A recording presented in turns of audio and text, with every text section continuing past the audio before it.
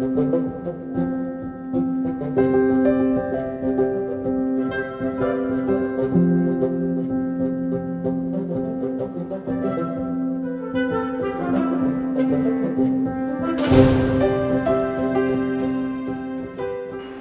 everybody, welcome to Still the Mom's Word of the Week. This is the beginning of March, and if you know anything about March, you know that it's a windy month. So what I decided to talk about this month was the wind of God, specifically who is the Holy Spirit. And that's what we're going to talk about for the next 4 weeks. Today is March 3rd, 2022, just in case you're watching this at a different time. And the first thing I want to talk about is that the Holy Spirit gives us power. So we're going to talk a little bit about who He is and what He gives to us while we're together during the month of March. The Holy Spirit is an important person within the Godhead. He takes on many roles in the life of the Jesus follower.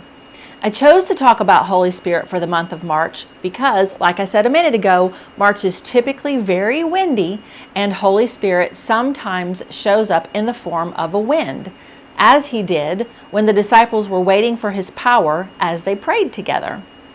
Before Jesus ascended back into heaven, He told His followers these words as quoted in Acts 1, 6 through 8.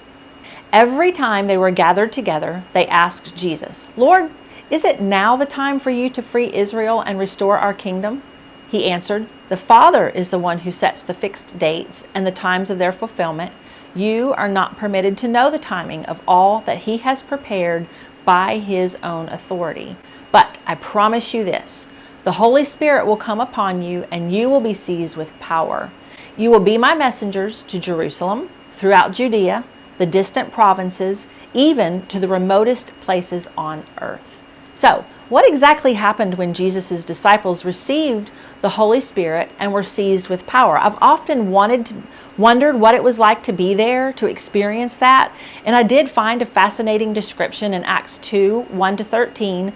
I read it from the Passion Translation because, as you all know, if you've been listening to my videos, it's one of my favorite translations. It is a long account, but I want you to hear it and I want to imagine yourself in that place. I want you to imagine yourself in that place. So I've never really heard it described this way before. On the day Pentecost was being fulfilled, all the disciples were gathered in one place. Suddenly, they heard the sound of a violent blast of wind rushing into the house from out of the heavenly realm. The roar of the wind was so overpowering it was all anyone could bear. Then, all at once, a pillar of fire appeared before their eyes. It separated into tongues of fire that engulfed each one of them. They were all filled and equipped with the Holy Spirit and were inspired to speak in tongues, empowered by the Spirit to speak in languages they had never learned. Now, at that time, there were Jewish worshipers who had immigrated from many different lands to live in Jerusalem. When the people of the city heard the roaring sound, crowds came running to where it was coming from, stunned over what was happening, because each one could hear the disciples speaking in his or her own language. Bewildered, they said to one another, "Aren't these all Galileans? So how is it that we hear them speaking in our own languages? We are northeastern Iranians, northwestern Iranians, Elamites, and those from Mesopotamia, Judea, east central Turkey, the coastal areas of the Black Sea, Asia, north central Turkey, southern Turkey, Egypt, Libyans who are neighbors of Cyrene, visitors from all over the Roman Empire, both Jews and converts to Judaism, Cretans and Arabs. Yet, we hear them speaking of God's mighty wonders in our own dialects." They all stood there dumbfounded and astonished, saying to one another, "What is this phenomenon?" But others poked fun at them and said, "They're just drunk on new wine." A little bit funny. Anyway, as you can see, that was a long description, but I really wanted you to hear the whole thing. So I'm imagining what I would be thinking if I had been there, and I'm imagining what I would be feeling if I had been present on this day and at this scene. I might have been terrified, and I might have tried to run away to get away from that pillar of fire. Then again, if I remembered the stories from Exodus as a good Hebrew would, then I would have known that the pillar of fire by night and the pillar of cloud by day represented the presence of God. So maybe I wouldn't have been afraid. Something totally new has happened. The God who was outside his people is now on the inside of them, giving them power. The phrase that I read above, will come upon you, means also to be filled and equipped. So it's not just filled, it's also equipped. So when the Holy Spirit comes, he does two things within you. And it's interesting because there are two Greek words that are used here.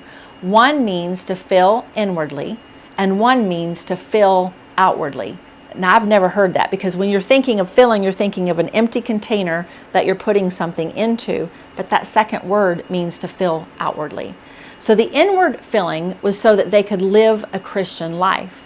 The outward filling was so they could fulfill their ministry calling. When we receive Holy Spirit, we have all we need to hear and obey God. No excuses. Maybe I should do no excuses first and then no excuses after that. We can no longer say that we are not prepared for whatever we hear God tell us to do. So, I'm going to say to you, be filled inside and out today and find out what he wants you to do. Then go out there and change the world around you. You do have what it takes because of Holy Spirit. Now, I want to also invite you to go to www.stillthemom.com, scroll all the way to the bottom, and sign up to receive my weekly emails. You're going to receive additional encouragement in addition to what you've received as you've watched here. But also, I'm going to do another prayer call this month. It's March the 22nd at 6:30, and you're going to get the invitation to that in the email. So please go sign up. I hope this has blessed you.